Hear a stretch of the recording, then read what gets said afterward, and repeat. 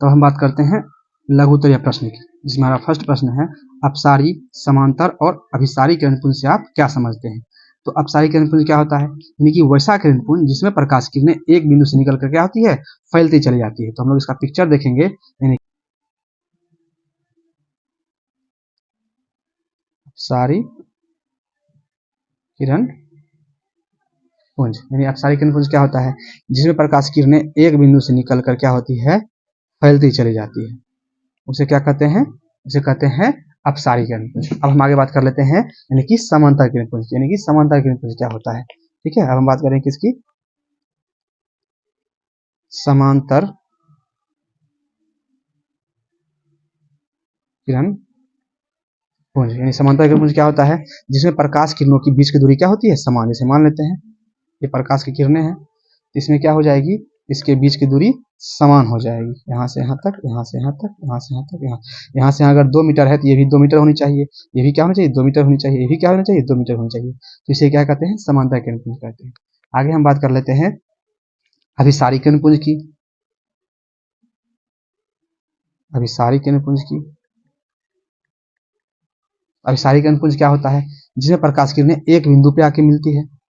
ठीक है, प्रकाश किरणें क्या हो जाएगी, इस बिंदु पे आके मान लो मिल रही है, तो ये क्या हो जाएगी, अभिसारी किरण पुंज हो जाएगी। ठीक है, तो हम आगे बात करते हैं अगले प्रश्न, पारदर्शी, पारभासी तथा अपारदर्शी पदार्थ में अंतर ज्ञात करना है। तो पारदर्शी पदार्थ क्या होता है, कि वैसा पदार्थ जिनसे होकर प्रकाश की किरणें आसानी से पार हो जाती है, उसे क्या कहते हैं, पारदर्शी पदार्थ कहते हैं। ठीक है, जैसे हम कह सकते हैं वायु, कांच, पानी, ये सब क्या है, पारदर्शी पदार्थ हैं।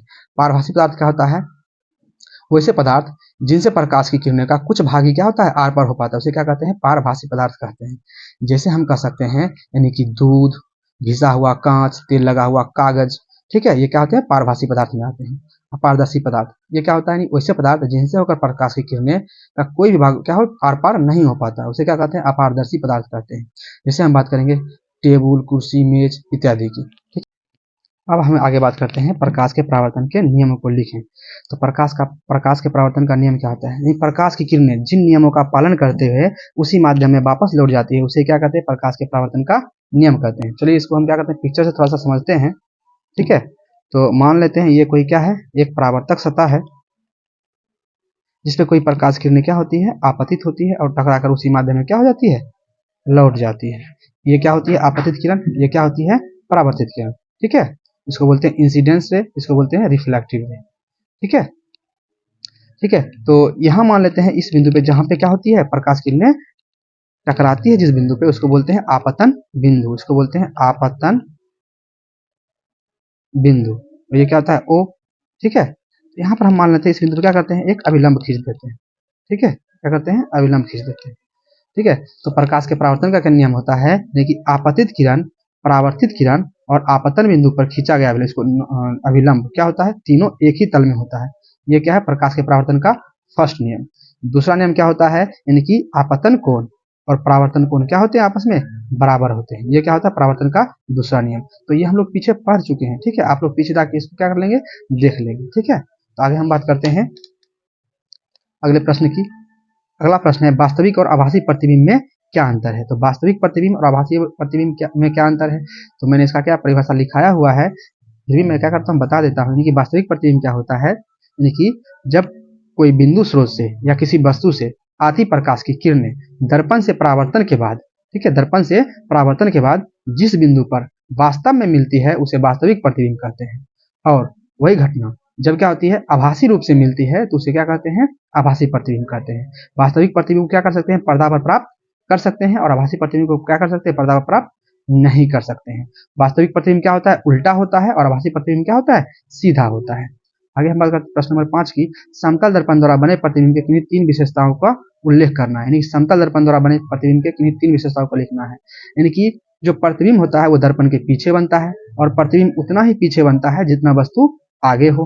प्रतिबिंब का आकार वस्तु के आकार का क्या होता है, बराबर होता है, और प्रतिबिंब क्या होता है, आभासी होता है।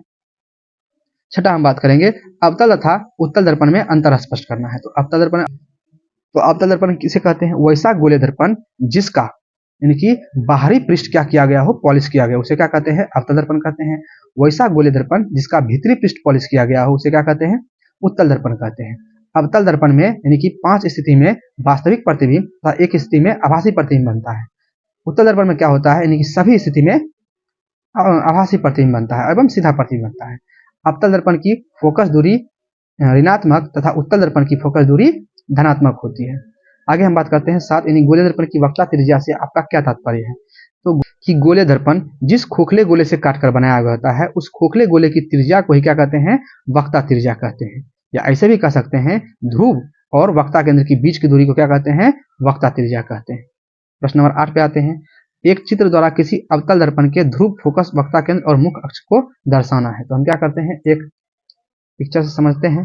क्या करना है, किसी अवतल दर्पण के ध्रुव, फोकस, वक्रता केंद्र और मुख्य अक्ष को दर्शाना है। तो हम ठीक है, ये क्या हमारा अवतल दर्पण है, यहाँ क्या हो जाएगा, ध्रुव हो जाएगा, ये क्या हो जाएगा, मुख्य अक्ष, यहाँ क्या हो जाएगा, मान लेते हैं फोकस, और यहाँ क्या हो जाएगा, वक्रता केंद्र। इसे ही क्या करना था, हमको दर्शाना था।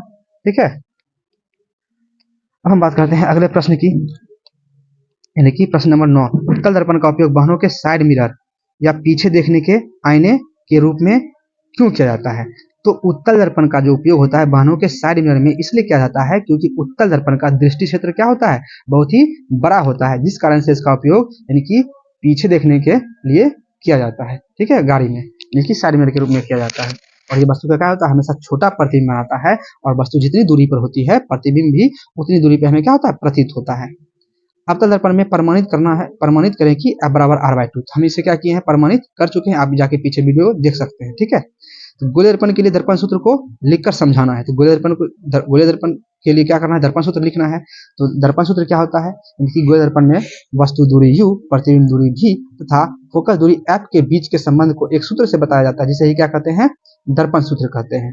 तो इसे भी मैंने क्या किया है, प्रमाणित कर दिया है, आप वहां जाके देख सकते हैं। प्रश्न 12, कल्पना कीजिए कि आप एक चमकीले कागज से ढके बेलनाकार खंभे के सामने खड़े हैं। इस प्रकार से बने बेलनाकार दर्पण में आप अपना किस प्रकार का प्रतिबिंब देखेंगे। तो आइए देखते हैं, इसका क्या करते हैं, कल्पना करते हैं। ठीक है, ये क्या है, बेलनाकार खंभा है। इसमें हम क्या करते हैं, चमकीला कागज को क्या करते हैं, मान लेते हैं ये चमकीला कागज, इस पे क्या करते हैं, पूरी तरह से लपेट दिए। ये क्या है, चमकीला कागज, इस पे क्या कर दिए हैं, लपेट दिए हैं। और मान लेते हैं यहाँ कोई क्या है, वस्तु है। ठीक है, क्या है, कोई वस्तु है।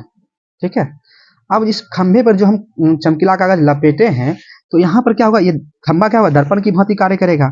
और यहाँ जो इसका ऊर्ध्वाधर इस दिशा में, यानी कि ऊर्ध्वाधर कहते हैं इसे सीधी दिशा में, और ये क्या होता है, क्षैतिज दिशा। तो जो ऊर्ध्वाधर दिशा होता है वो होता है समतल दर्पण की तरह काम करेगा, समतल दर्पण की तरह काम करेगा। और ये दिशा कैसा काम करेगा, तो ये दिशा करेगा उत्तल दर्पण की तरह काम करेगा, मतलब उत्तल दर्पण की तरह कार्य करेगा, उत्तल दर्पण। ठीक है, अब हम क्या कर रहे हैं, इस वस्तु को क्या कर रहे हैं, यहाँ देख रहे हैं। तो यहाँ जो इस वस्तु का प्रतिबिंब यहाँ बनेगा, मान लेते हैं इसका यहाँ प्रतिबिंब बन गया है। ठीक है,